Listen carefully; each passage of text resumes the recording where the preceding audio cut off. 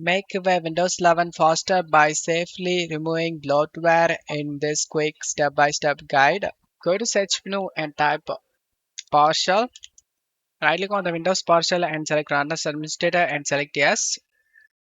Open up Chrome and search one tool for everything.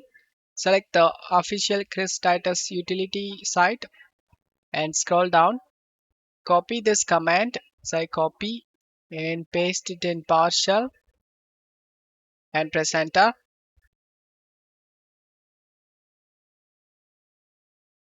Go to Tweaks tab and select Advanced.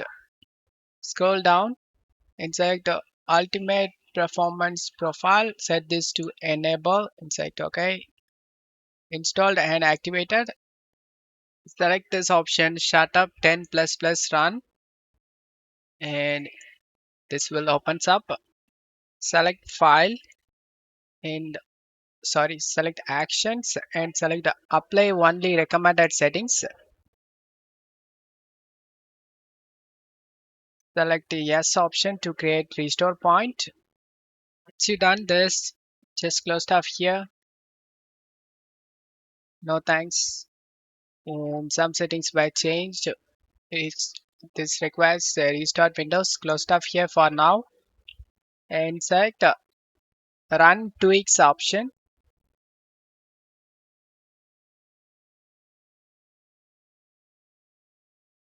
And tweaks are finished. Just close stuff here. And we have done everything. I forgot to mention that this is gonna remove the OneDrive as well. So we need to restart our PC for the changes take effect.